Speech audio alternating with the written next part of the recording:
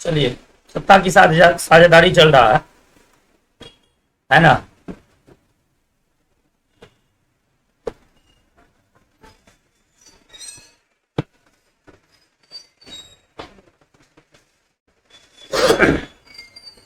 दुनिया भर के सभी समाज में सामाजिक असमानताएं और श्रम विभाजन पर आधारित समुदाय विद्यमान है। भारत इससे छोटा नहीं है। भारत की तरह दूसरे देशों में भी पेशा का आधार वंशानुगत है। पेशा एक पीढ़ी से दूसरे पीढ़ी में स्वमेव चला आता। पेशे पर भारत आधारित सामुदायिक व्यवस्था ही जाति कहलाती है। ठीक है, भारत में जाति की क्या परिभाषा है? पेशे पर आधारित सामुदायिक व्यवस्था ही जाति कहलाती है। यह व्यवस्था जब स्थायी हो जाता है तो श्रम विभाजन का अतिवादी रूप कहलाता है, जिसे हम जाति के नाम से पुकारने लगते हैं। यह एक खास अर्थ में समाज में दूसरे समुदाय से भिन्न हो जाता है। इस प्रकार के वंशानुगत पेशा पर आधारित समुदाय, जिसे हम जाति कहते हैं, इस स्वीकृति रीति रिवाज से भी हो जाती है। इनकी पहचान एक अलग समुदाय के रूप में होता है और इस समुदाय के सभी व्यक्ति की एक या मिलती जुलती पेशा होती है।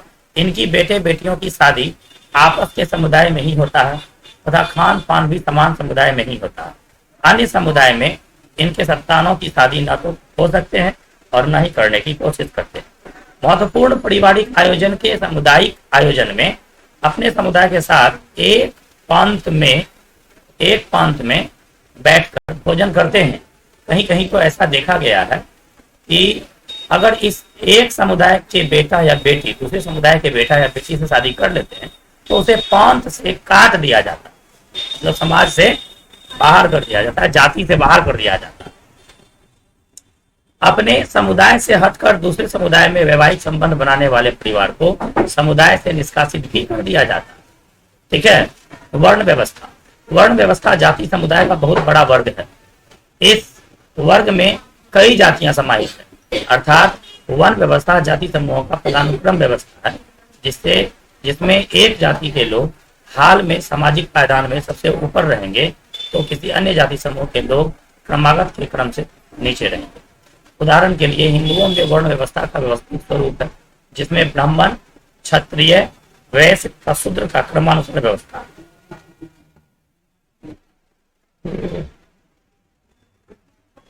शुरू में यह व्यवस्था केवल श्रम विभाजन पर आधारित था और श्रम के अलावा उनमें आपस में खान पान तथा शादी विवाह भी होता था, परंतु कालांतर में यह व्यवस्था कठिन एवं अस्थायी होता गया तथा शादी विवाह एवं खान पान भी एक वर्ण तक ही सीमित रह गया। पुनः एक वर्ण में कई सामुदायिक व्यवस्था हो गई। ठीक है, समुदाय का अतिवादी व्यवस्था है, जातिगत व्यवस्था कहते हैं। पुनः इन जातियों में उपजातियां भी बनने लगी। यह प्रवृत्ति भारतीय समाज के जातिगत व्यवस्था का नकारात्मक पहलू है। वर्ण व्यवस्था के अंतर्गत वैश्य समुदाय शूद्र की स्थिति असंतोषजनक है, जबकि ब्राह्मण और क्षत्रिय की स्थिति सुविधाजनक है। भारतीय समाज पूर्ण रूप से अग्रणी और पिछड़े जातियों में विभाजित हो गए हैं। ठीक है, राजनीति की सत्ता की बागडोर पूर्व में आज भी उच्च जातियों के हाथ में रही और इन समुदाय के लोगों ने सत्ता में संतोषजनक हिस्सेदार भागी बने, परंतु वर्ण के निचले पदक्रम पर उपस्थित जातियां अत्यंत अंत्यज कहलाने लगे। इन अंत्यज जातियों के साथ छुआछूत का व्यवहार होने लगा। अंत्यज समुदाय में सम्मिलित दलित जातियां सत्ता से पूर्ण रूपेण वंचित रही, परंतु पिछले शताब्दी के उत्तरार्ध में भारतीय राजनीति का स्वरूप बदला और धीरे धीरे दलित जातियों में जागृति हुई। ज्योतिबा फुले, महात्मा गांधी, भीमराव अंबेडकर, पेरियार, रामास्वामी नयर जैसे राजनेताओं और समाज सुधारकों ने जातिगत भेदभाव से मुक्त समाज की व्यवस्था बनाने की बात की और इसमें सफल भी हुए। इन महापुरुषों के प्रयास एवं पिछड़े दलितों तथा वंचित समुदायों में जागृति के फलस्वरूप आधुनिक भारत में जाति की संरचना और जाति व्यवस्था में भारी बदलाव हुआ। सामाजिक आर्थिक परिवर्तन ने भी जाति व्यवस्था को ढहाने की कोशिश में अहम भूमिका निभाई। चंतुदिश आर्थिक विकास, साक्षरता एवं शिक्षा में वृद्धि, पेशा चुनने की आजादी और शहरीकरण का बढ़ता दायरा ने भी जाति व्यवस्था को कमजोर किया। गांव में भी जाति व्यवस्था के पुराने स्वरूप तथा वर्ण व्यवस्था पर टिकी मानसिकता में बदलाव आ रहा है। गांव की अपेक्षा शहरों में जाति व्यवस्था के पुराने स्वरूप तथा जातिगत संकीर्ण मानसिकता में तेजी से बदलाव आया है, क्योंकि शहर में एक ही मोहल्ले में कई जातियां के लोग बस जाते हैं और पड़ोसीपन की भावना के कारण उनके विचार में ज्यादा उदारता पनपने लगती है। खान पान तो निश्चित रूप से जातीय समुदाय तक सीमित नहीं रही, बल्कि मोहल्ले के वासियों में पारिवारिक आयोजन तथा अन्य अवसरों पर मोहल्ले में भी सभी व्यक्ति एक साथ एवं एक पांत में भोजन करने से नहीं हिचकते। अंतरजातीय और अंतर धार्मिक शादियों के समुदाय में आश्चर्य नहीं होता। होटल, ट्रेन, बस में एक साथ बैठकर सफर करने में किसी को कोई एतराज नहीं होता। हमारे संविधान के 3 भाग में जातिगत भेदभाव का निषेध किया गया। संविधान में प्रत्येक नागरिक को स्वतंत्रता दी गई है, वह अपने इच्छा से पेशा का चयन कर सकता है। यहाँ एक बात है, ये वाली,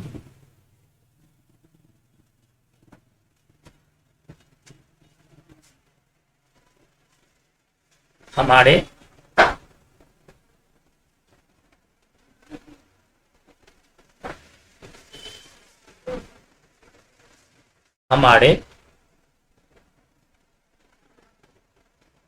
संविधान के 3 भाग में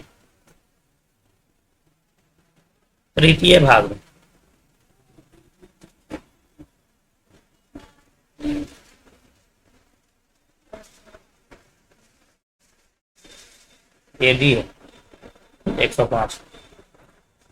हमारे संविधान के 3 भाग में कहाँ लिखा हुआ था, ठीक है, जातिगत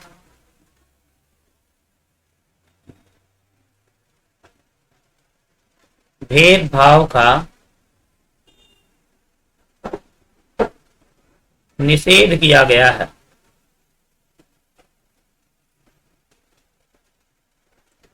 ठीक है, संविधान में उल्लिखित जाति भावना को निषेध करने वाली व्यवस्था के अंतर्गत सरकार ने नीतियां बनाई और छुआछूत की भावना को आपराधिक कृत्य घोषित किया। इसके लिए दंड का भी प्रावधान किया गया। फिर भी भारत में जाति प्रथा का पूर्ण रूपेण उन्मूलन नहीं हो सका। अधिकांश शादी ब्याह अपने जाति में ही होता है और इसे उत्तम माना गया। स्पष्ट संवैधानिक प्रावधान के बावजूद हमारे समाज में अभी भी छुआछूत विद्यमान है। सदियों से कुछ जातीय समूह लाभकर स्थिति में है तो कुछ को दबाया जा रहा है। कुछ सशक्त जातियां पहले से ही शिक्षा में अग्रणी रहे हैं, जिस कारण शिक्षा में अभी भी उन्हीं का बोलबाला। कुछ जातीय समुदाय, दलित जातियां अभी भी शिक्षा से वंचित है। स्वाभाविक है कि वे पिछड़े हैं। यही कारण है कि शहरी मध्यम वर्ग में सबल जातीय समुदाय का अनुपात ज्यादा है और उनमें जागृति भी ज्यादा है। क्योंकि जाति और आर्थिक हैसियत में निकट का संबंध है, इसलिए उनकी सामाजिक हैसियत भी अच्छी है, समाज में वर्चस्व है।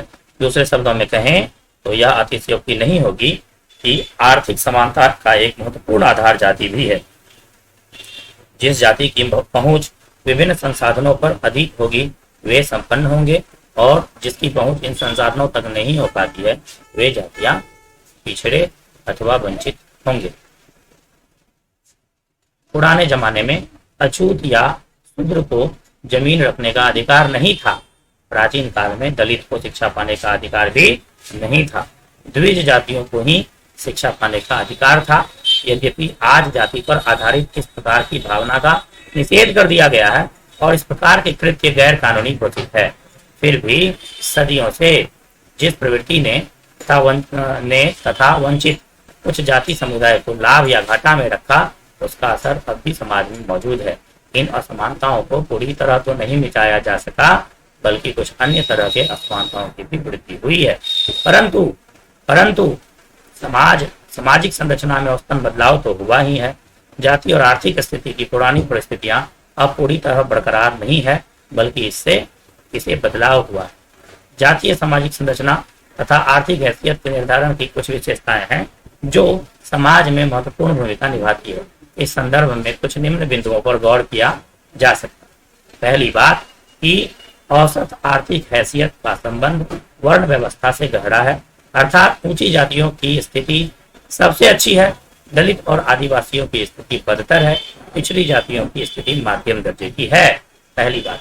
दूसरी बात, यद्यपि हर जातियों में अमीर गरीब है, परंतु निचली जातियां यथा दलितों आदिवासियों में ज्यादा बड़ी संख्या में गरीब है। दलितों में मादलितों की स्थिति तो और भी दयनीय है, अर्थात गरीबी रेखा प्रति व्यक्ति माह 327 रुपये ग्रामीण और 455 रुपये शहरी से कम खर्च करने वाले से नीचे बसर करने वाले अधिकाधिक लोग दलितों एवं आदिवासियों में है। अमीरों की अधिक संख्या ऊंची जातीय समुदाय में। अच्छा, यहाँ पे क्या है?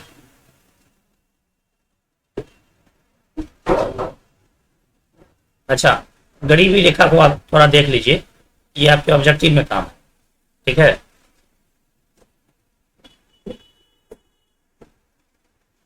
गरीबी रेखा के अंदर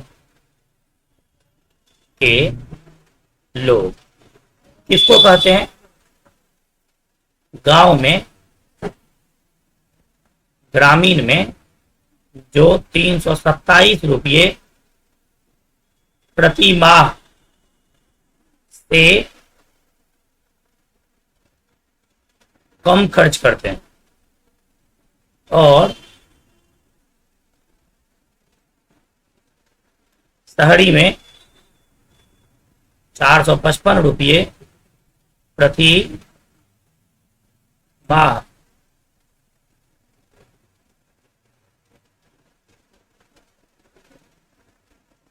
माह से कम खर्च करते हैं। अच्छा, ये जो है प्रति व्यक्ति है, किस आधार पर है? प्रति व्यक्ति के आधार पर। मान लीजिए इस हिसाब से अगर किसी परिवार में 5 सदस्य है, मान लीजिए किसी परिवार में, ठीक है, 5 सदस्य है, मान लीजिए माता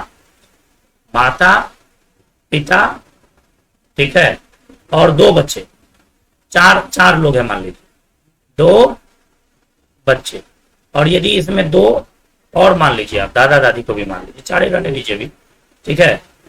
तो इसका मतलब हुआ कि अगर ये गांव में है तो 327 गुना 4 कर दीजिए,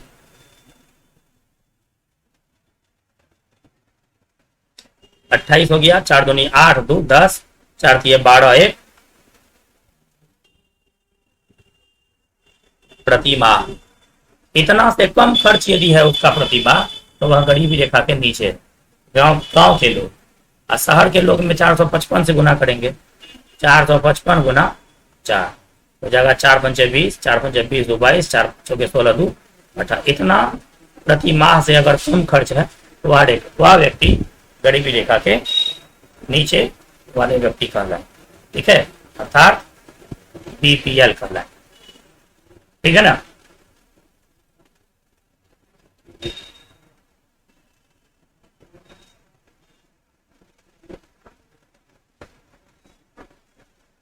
गरीबी रेखा में नीचे जीवन बसर करने वाले का प्रतिशत अनुपात 1999 और 2000 का, 1999 और 2000,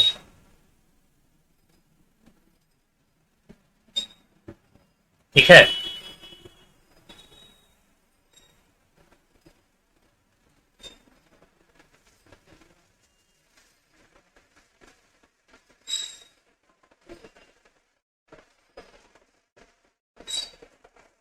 अनुसूचित जनजाति में 45.8% लोग गरीबी रेखा से नीचे थे। 1999 और 2000 के बीच का बात है, आज से 20 वर्ष पहले का बात। और शहर में 35.6% लोग गरीबी रेखा के नीचे थे, ठीक है ना।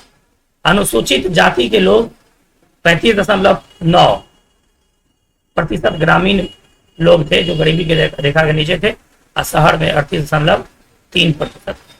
यही इसका अनुपात है। ठीक है, मान लीजिए ईसाई की बात करेंगे तो ईसाई अगड़ी जाति की बात करेंगे, 9.6% लोग गांव में गरीबी रेखा से नीचे थे और 5.4% लोग शहर में गरीबी रेखा से नीचे थे। ठीक है, ये आंकड़ा है, इसको याद रखें। राजनीति में जाति,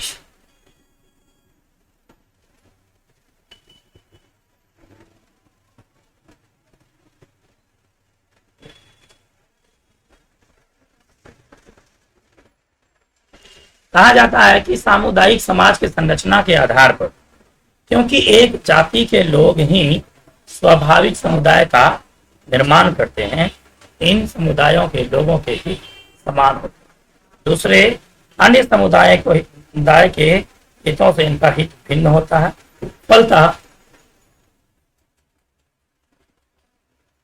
फलतः भिन्न भिन्न जातीय समुदायों के हितों में कोई मेल नहीं, परंतु अनुभवों के आधार पर हमें यह भी स्वीकार कर लेना चाहिए कि जाति हमारे जीवन का एक पहलू जरूर है, परंतु यही एकमात्र या सबसे महत्वपूर्ण पहलू नहीं है। राजनीति में जातियों के अनेक पहलू हो सकते हैं।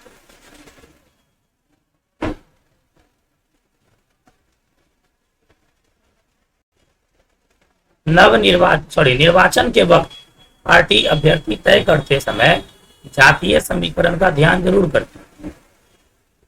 चुनाव क्षेत्र में जिस जाति विशेष की मतदाताओं की संख्या अधिक होती है, पार्टियां उसी जाति के हिसाब से अभ्यर्थी तय करती है ताकि उन्हें चुनाव जीतने के लिए जरूरी वोट मिल जाए। सरकार गठन के समय भी जातीय समीकरण को ध्यान में रखा जाता है। इस बात का ख्याल किया जाता है कि विभिन्न जातियों और काबिल लोगों को उचित प्रतिनिधित्व दिया जा सके। राजनीतिक पार्टियां जो है यह जीत हासिल करने के लिए जातिगत भावना को भड़काने की कोशिश करते हैं। कुछ दल विशेष की पहचान भी जातिगत भावना के आधार पर हो जाती है। निर्वाचन के वक्त पार्टियां वोटरों के बीच साथ बनाने हेतु अपना चेहरा स्वच्छ और जाति भावना से ऊपर बनाने की कोशिश करते हैं। ये सब की नेताओं का गुण है, ठीक है, जो कि हम लोगों को चुनाव के समय देखने के लिए मिल जाता है। पार्टियों का यह गुण है जो कि चुनाव के समय में बाहर निकलता है। दलित और नीची जातियों का भी महत्व निर्वाचन के वक्त बढ़ जाता है। उच्च वर्ग या जाति के उम्मीदवार भी नीची जातियों के सम्मुख नम्र भावना से जाते हैं और उनके मन हासिल करने हेतु उन्हें विनय भी करते हैं। इन अवसर पर नीची जातियों में भी आत्मगौरव जागृत होता है और स्वाभिमान जगता है, अर्थात इन जातियों में राजनीतिक चेतना के सुअवसर प्राप्त होते हैं। चुनाव की जातीयता में ह्रास की प्रवृत्ति। यद्यपि प्रायः राजनीति में जातिगत भावना पर जोर दिया जाता है और यह धारणा बन जाती है कि चुनाव और कुछ नहीं बल्कि जातियों का खेल है, परंतु ऐसी बात नहीं है। राजनीति में अन्य अवधारणाएं भी कम महत्वपूर्ण नहीं है।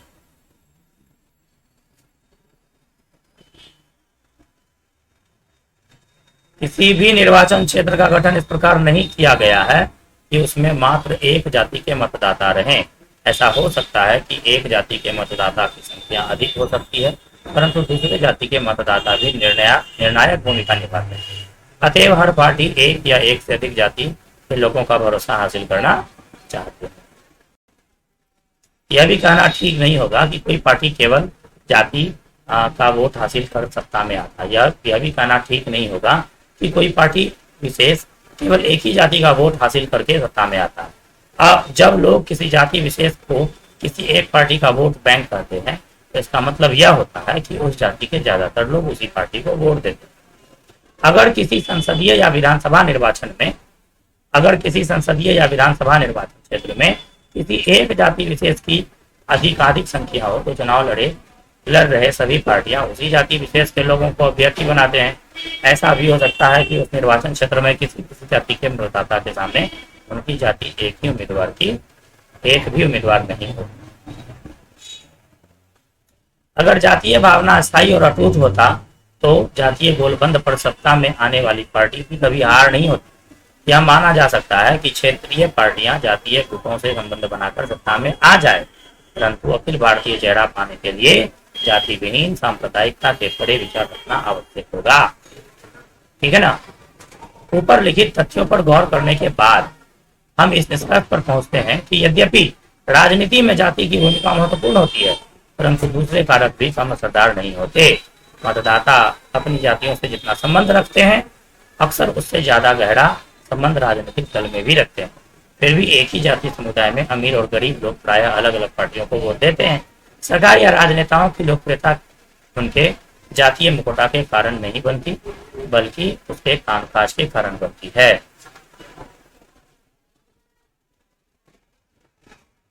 जाति के अंदर राजनीति अर्थात जाति को राजनीति भी प्रभावित करते हैं। एक मिनट।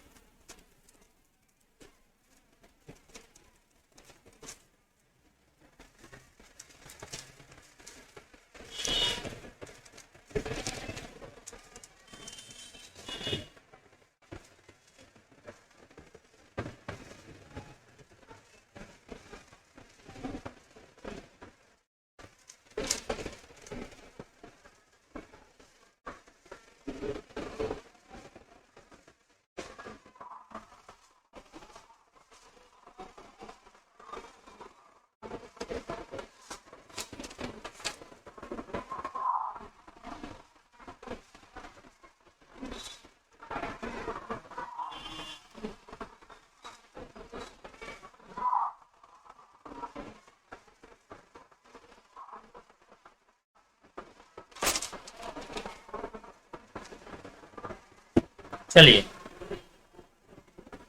जाति के अंदर राजनीति अर्थात जाति को राजनीति भी प्रभावित करते हैं। ऊपर हमने यह देखा कि जाति की भूमिका राजनीति में महत्वपूर्ण है, अर्थात जाति राजनीति को प्रभावित करती है, परंतु इसका यह भी अर्थ नहीं निकालना चाहिए कि जाति और राजनीति के बीच एक पक्षीय संबंध। राजनीति भी जाति को प्रभावित करता है और राजनीति जाति भावना को उभारता है। जाति विशेष समुदाय को साथ लेने की कोशिश करता है जो कभी उससे अलग था।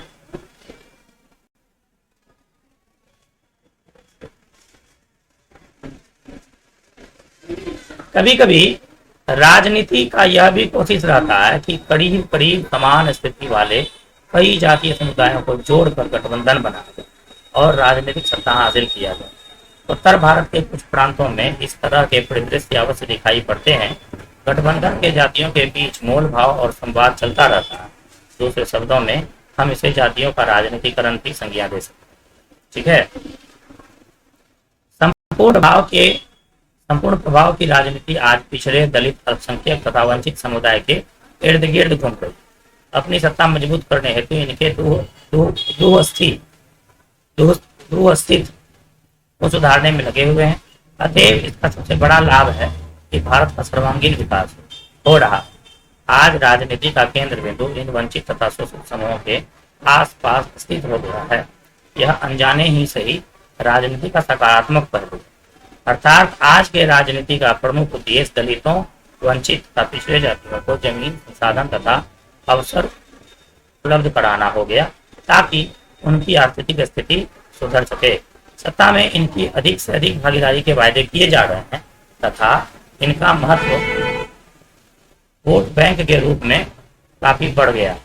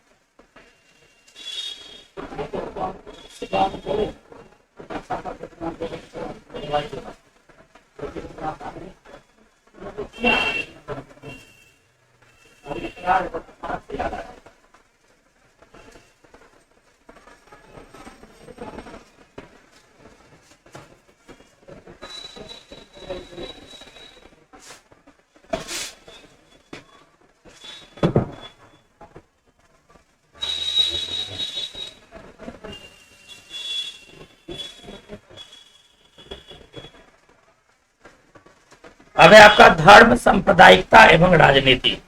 ठीक है। अब हम दूसरे प्रकार के सामाजिक विभाजन की चर्चा करें। यह सामाजिक विभाजन धर्म पर आधारित होगा। भारत ही नहीं बल्कि संपूर्ण विश्व में धर्म पर आधारित इस प्रकार के सामाजिक विभाजन दृष्टिगोचर होते हैं। भारत के सदृश सभी देशों में भिन्न भिन्न धर्म के अनुगामी विद्यमान हैं। उनकी आस्था दूसरे व्यक्ति की आस्था से भिन्न हो सकती है और आस्था पर आधारित उनके समुदाय के विचार अलग हो सकते हैं। जैसे कि हमने पहले देखा कि उत्तरी आयरलैंड में एक ही धर्म के दो अलग अलग सामुदायिक गुट हैं, एक था रोमन कैथोलिक और एक था प्रोटेस्टेंट। वर्चस्व को लेकर दोनों में तनाव की स्थिति बनी हुई है।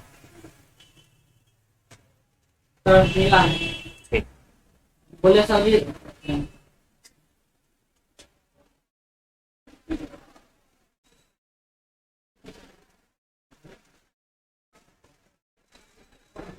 पैर में झुनझुनी लग गया है बहुत जोर।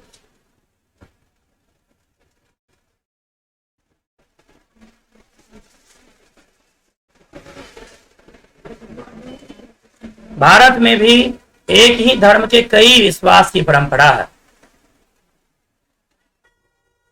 ठीक है, हिंदू धर्म में ही शैव परंपरा, वैष्णव, कबीरपंथी, जैनी, बौद्ध धर्मावलंबी, तो हिंदू धर्म में ही बहुत सारा हो गया। हर धर्म में इस तरह का अलग अलग परंपरा दिखता है। धर्म का राजनीतिकरण प्रायः अधिकांश देशों में कमोबेश दिखाई पड़ता है, जिसे हम निम्न दृष्टिकोण से परख सकते हैं। जैसे गांधी जी ने एक बार कहा था कि धर्म को राजनीति से अलग नहीं किया जा सकता। इसका अर्थ यह नहीं निकालना चाहिए कि हिंदू या इस्लाम धर्म को आधार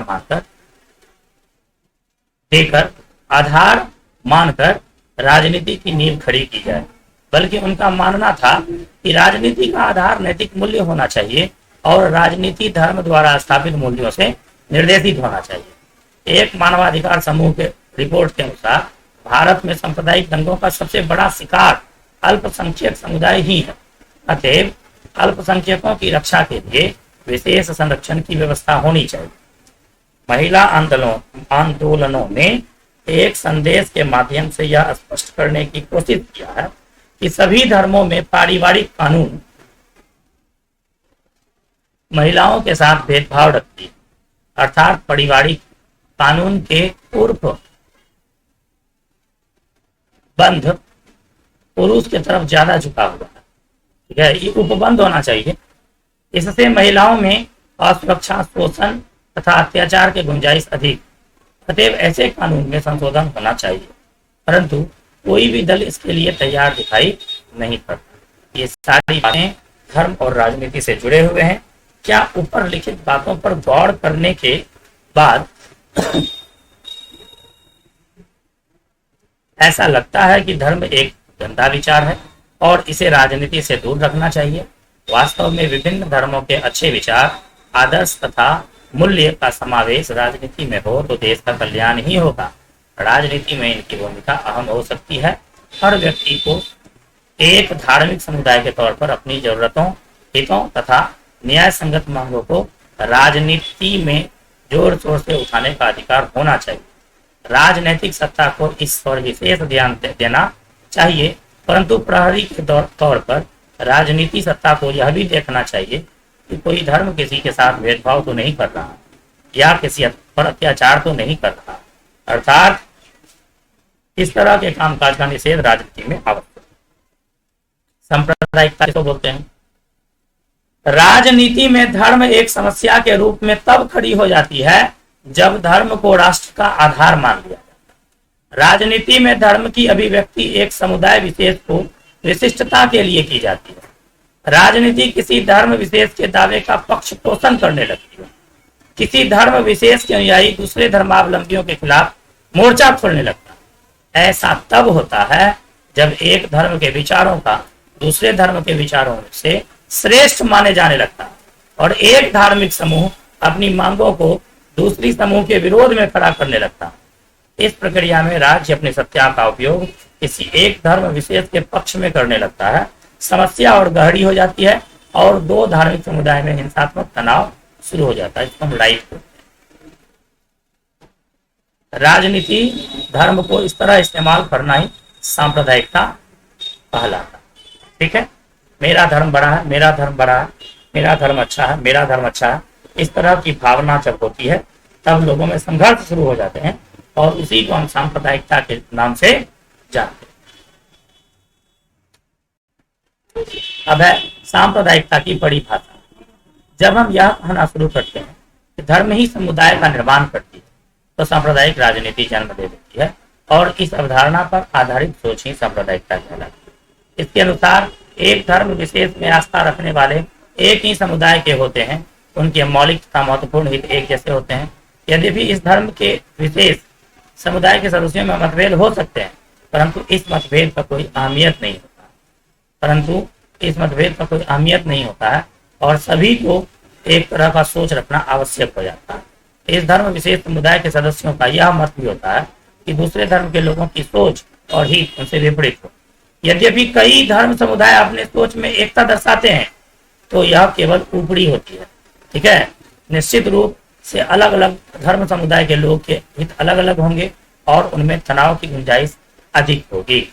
समुदाय विशेष के सोच जब उग्र होने लगता है तब यह तनाव भी उग्र हो जाता है और हिंसात्मक विरोध शुरू हो जाता है।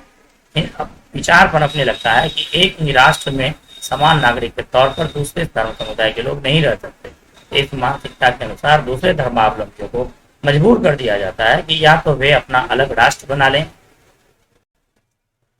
या उसके धर्म के वर्चस्व को स्वीकार कर उस पर थोपे गए निर्देश का निर्वहन करें। इस तरह की अवधारणा बहुत ही गलत है, क्योंकि हर व्यक्ति की आकांक्षाएं निश्चित रूप से एक नहीं हो सकती। हर व्यक्ति का समाज में अलग अलग भूमिका है, उनकी स्थिति और हैसियत अलग अलग है, उनका विचार अलग अलग है, उनके विचार की अभिव्यक्ति भी अलग अलग हो सकती है।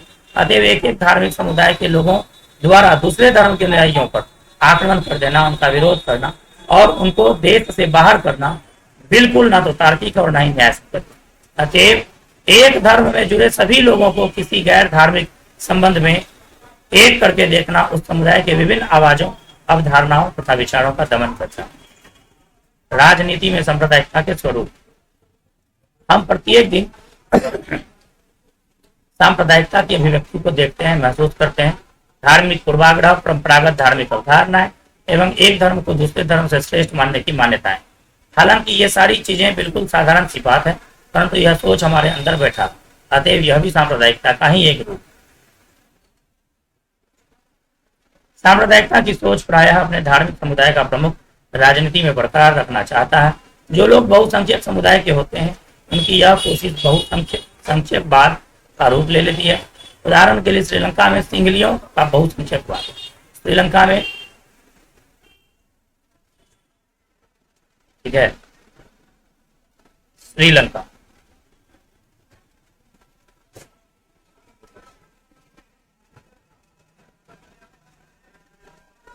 सिंहली जाति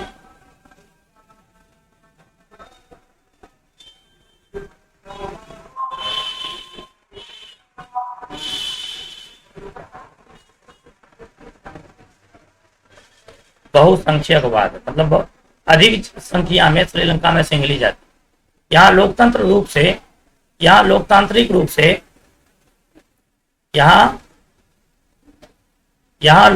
रूप से निर्वाचित सरकार ने भी सिंहली समुदाय की प्रभुता कायम करने के लिए अपने बहुसंख्यक प्रति के तहत कई कदम उठाए, जैसे कि 1956 में सिंहली को एकमात्र राजभाषा के रूप में घोषित करना, विश्वविद्यालय और सरकारी नौकरियों में सिंहलियों को प्राथमिकता देना, बौद्ध धर्म के संरक्षण हेतु कई कदम उठाना आदि।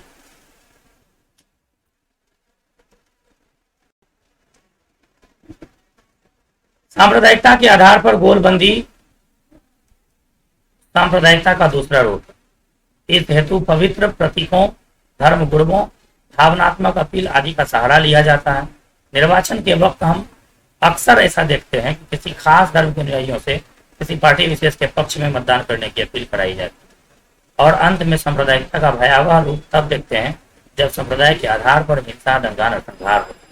विभाजन के समय हमने इस त्रासदी को झेला था। आजादी के बाद भी कई जगहों पर बड़े पैमाने में सांप्रदायिक हिंसा हुई।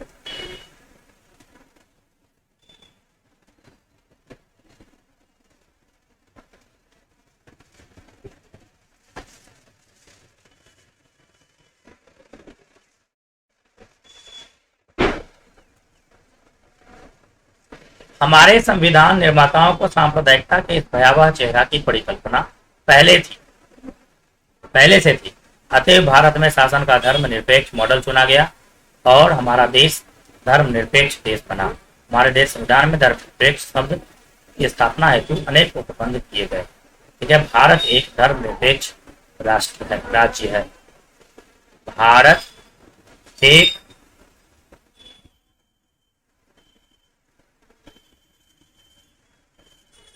धर्मनिरपेक्ष, हमारे देश में किसी भी धर्म को राजकीय हमारे देश में किसी भी धर्म को राजकीय धर्म के रूप में स्वीकार नहीं किया गया। मतलब हमारे देश का कोई धर्म नहीं है। इसका क्या मतलब हुआ कि भारत का अपना कोई धर्म नहीं है।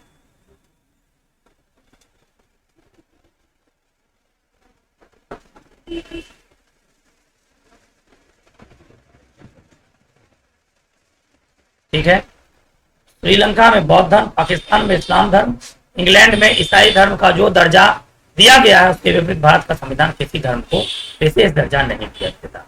ठीक है,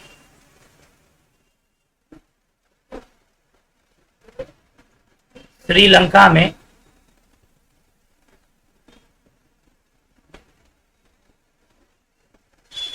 बौद्ध धर्म को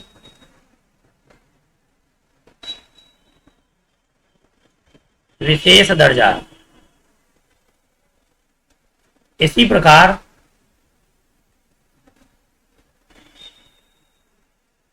पाकिस्तान में इस्लाम धर्म को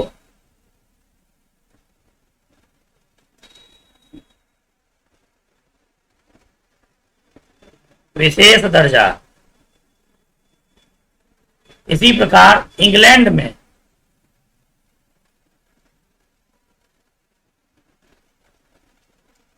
ईसाई धर्म को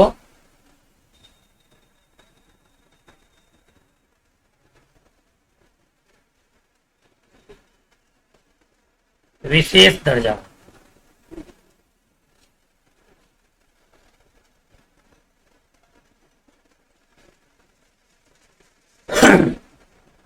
श्रीलंका में बौद्ध धर्म, ठीक है, बता ही दिए, लेकिन भारत किसी भी धर्म को विशेष दर्जा नहीं देता। ठीक है,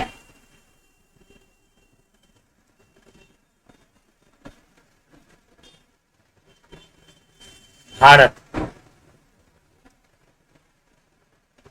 किसी भी धर्म को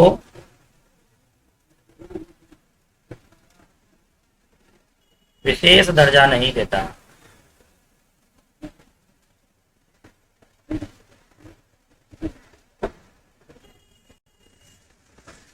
संविधान में हर नागरिक को यह स्वतंत्रता दी गई है कि अपने विश्वास से वह किसी धर्म को अंगीकार कर सकता है। इस आधार पर उसे किसी अवसर से वंचित नहीं किया जा सकता। प्रत्येक धर्मावलंबियों को अपने धर्म का पालन करने अथवा शांतिपूर्ण ढंग से प्रचार करने का अधिकार है। इस हेतु वह शिक्षण संस्थाओं को स्थापित और संचालित भी कर सकता है। हमारे संविधान के अनुसार धर्म के आधार पर किसी प्रकार का भेदभाव असंवैधानिक घोषित। ठीक है, संविधान के अनुसार धार्मिक समुदाय में समानता स्थापित करने के लिए धार्मिक मामलों में भी दखल दिया जा सकता है, या जैसे कि छुआछूत की इजाजत शासन नहीं देता। धर्म निरपेक्ष केवल विचारधारा ही नहीं बल्कि संविधान की ही बुनियाद है, जबकि सांप्रदायिकता भारत की बुनियादी अवधारणा के लिए एक चुनौती है।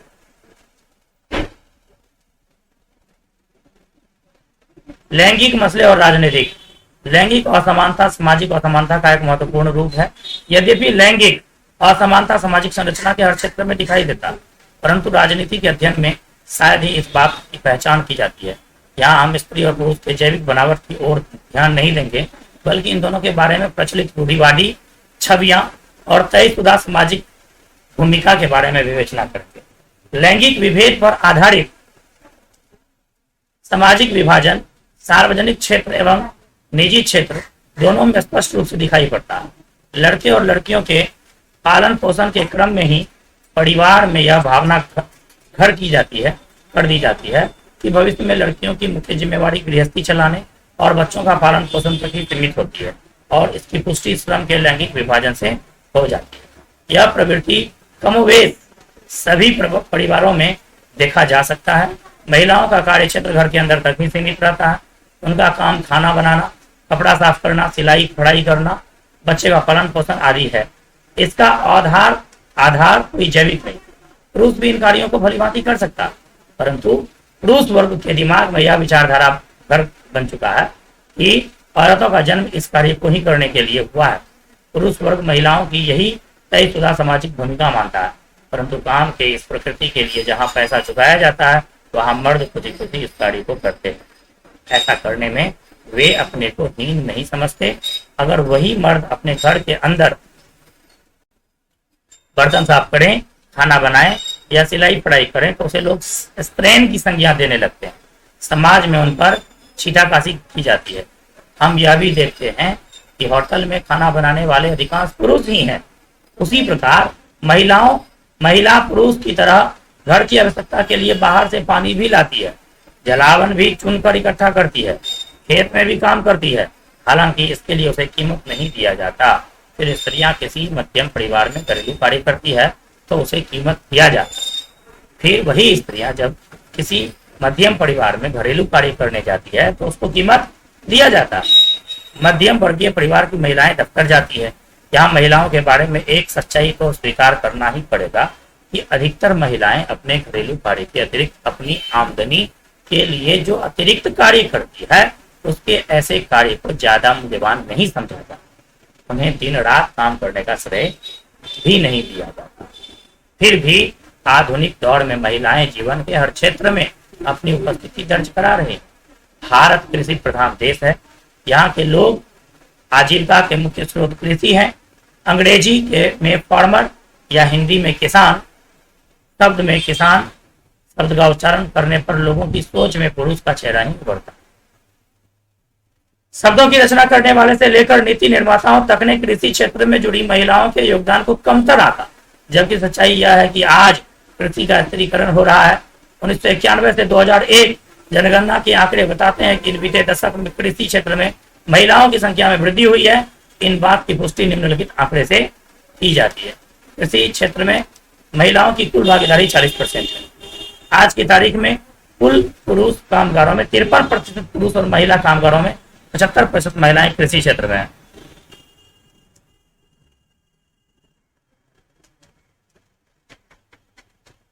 ग्रामीण महिला कामगारों में 85% महिला कृषि से जुड़ी विभिन्न काम करती है। इस तरह हम यह देखते हैं कि भारत के विभिन्न प्रमुख आर्थिक क्षेत्र में महिलाओं की भागीदारी कुछ कम नहीं है, परंतु विडंबना यह है कि कृषि क्षेत्र में संलग्न महिलाओं को पुरुष के बराबर का दर्जा मेहनताना नहीं दिया जाता। समाज में उनके प्रति नजरिए में बदलाव नहीं आया है। इसके शोषण के विरुद्ध महिलाओं ने आवाज भी उठाना शुरू कर दी है। महिला प्रत्येक क्षेत्र में पुरुष के बराबर दर्जे प्राप्त करने हेतु गोलबंद होना शुरू किया। महिला आंदोलन इसी कड़ी का सिलसिला है।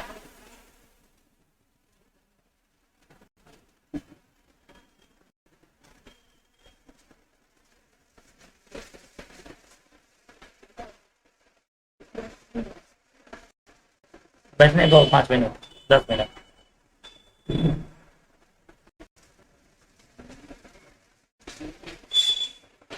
वास्तव में सार्वजनिक जीवन के विभिन्न क्षेत्र में पुरुष के कब्जे हैं। यद्यपि मनुष्य जाति के आबादी में औरतों का हिस्सा आधा है, पर सार्वजनिक जीवन में खासकर राजनीति में उनकी भूमिका नगण्य है। पहले सिर्फ पुरुष वर्ग को ही सार्वजनिक मामलों में भागीदारी करने, वोट देने या सार्वजनिक पदों के लिए चुनाव लड़ने की अनुमति थी। सार्वजनिक जीवन में हिस्सेदारी हेतु महिलाओं को काफी मेहनत करनी पड़ी। धीरे धीरे राजनीति में मुद्दे उठे और महिलाओं को भी सार्वजनिक जीवन में अवसर प्राप्त होने लगा। सर्वप्रथम इंग्लैंड में सन 1918 में महिलाओं को वोट का अधिकार प्राप्त हुआ। देखिए बहुत गजब बात है।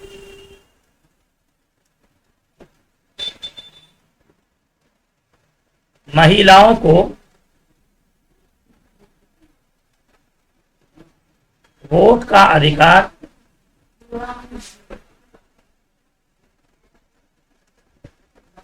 कब प्राप्त हुआ?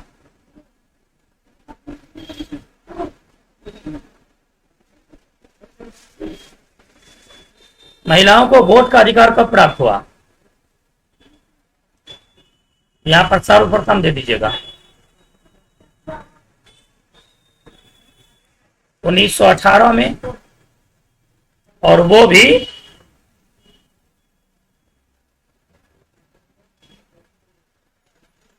इंग्लैंड में। धीरे धीरे महिलाओं के वोट का अधिकार अन्य लोकतांत्रिक देशों में प्राप्त होने लगा।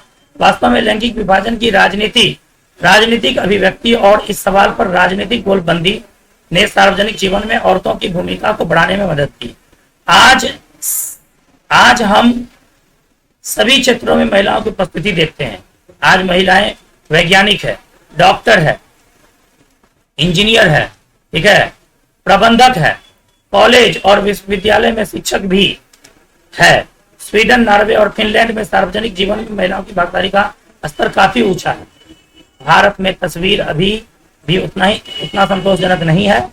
हमारा समाज अभी भी पितृ प्रधान है। औरतों के साथ भी कई तरह के भेदभाव होते हैं। इस बात का संकेत निम्न तथ्यों से मिलता है। महिलाओं में साक्षरता की दर अब भी मात्र 54% है, जबकि पुरुष, ठीक है, लिखने वाली बात है, भारत में महिलाओं की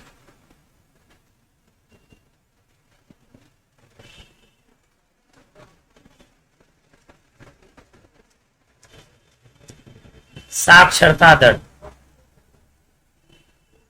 54%। भारत में पुरुषों की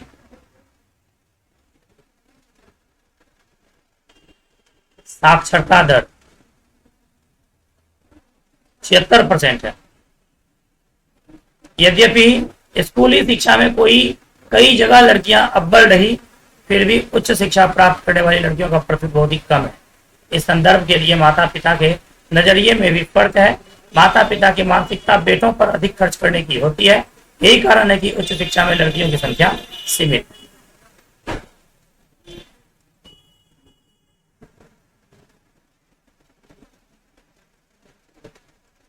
अच्छा, शिक्षा में लड़कियों के इसी पिछड़ेपन के कारण अभी भी ऊंची तनख्वाह वाले ऊंचे पदों पर पहुंचने वाली महिलाओं की संख्या बहुत ही कम है।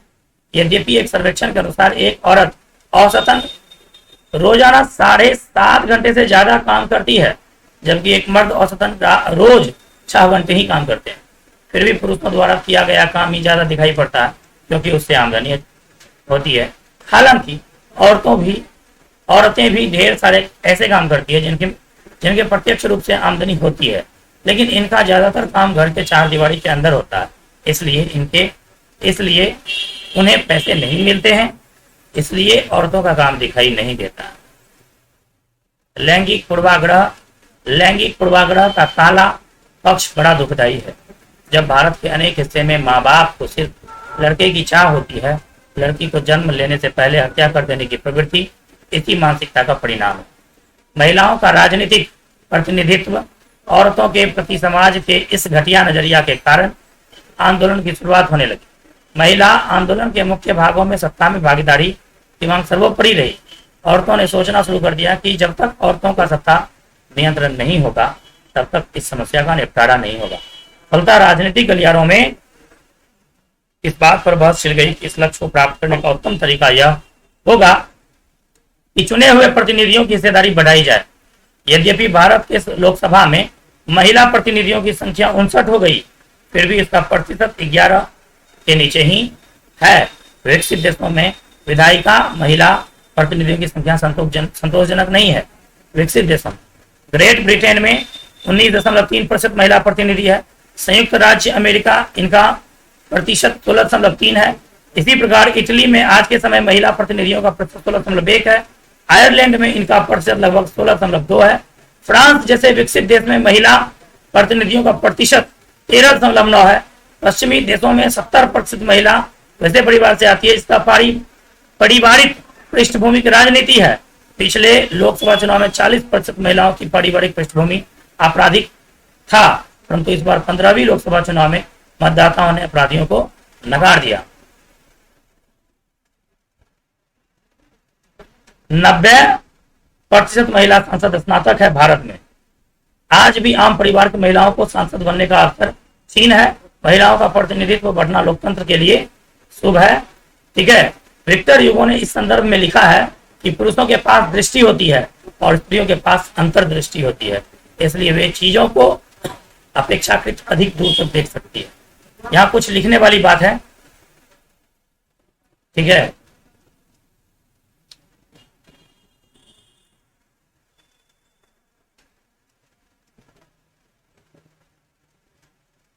भारत के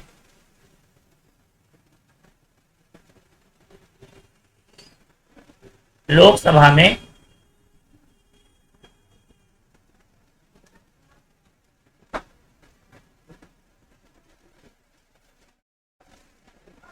महिला प्रतिनिधियों की संख्या 59, जो कि 11%। कितना है? 11% है। प्रतिशत में पूछा तो 11 और संख्या पूछा तो 59।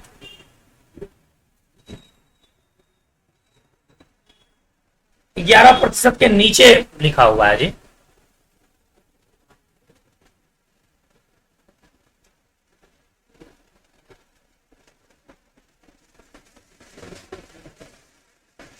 ठीक है। फिर भी इसका वजह इतना है, अब विकसित देशों में विधायिका महिला प्रतिनिधियों की संख्या संतोषजनक नहीं है। ग्रेट ब्रिटेन में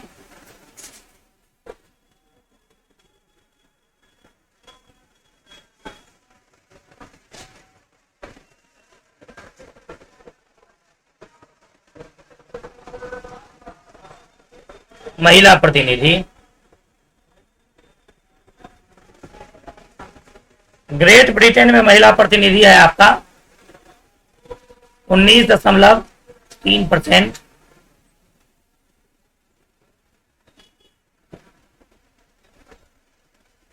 संयुक्त राज्य अमेरिका यूएसए में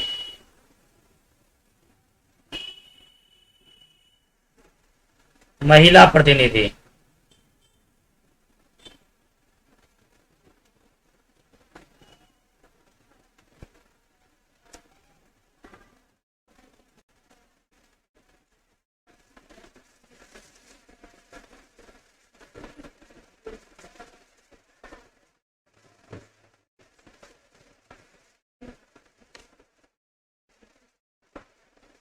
सोलह दशमलव तीन। ठीक है। इटली में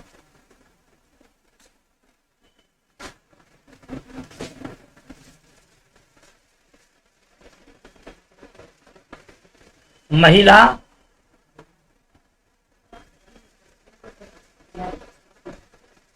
प्रतिनिधियों की महिला प्रतिनिधि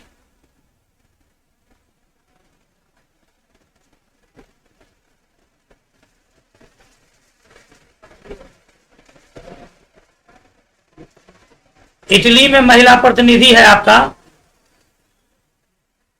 16.1%। ठीक है। आयरलैंड में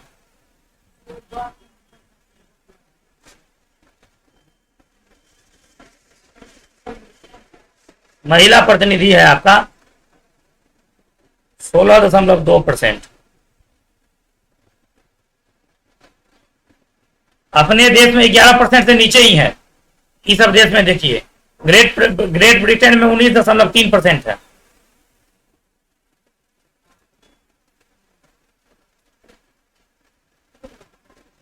फ्रांस में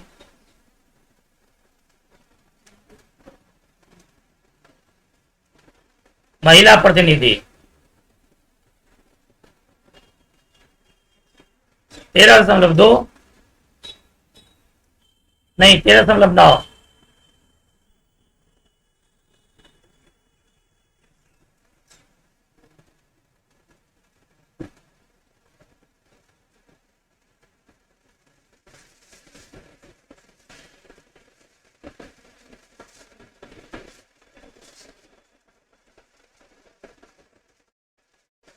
वर्तमान में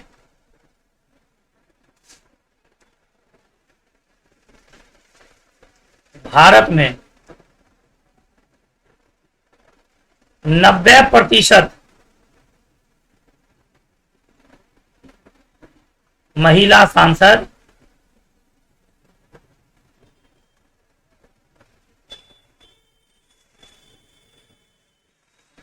स्नातक है,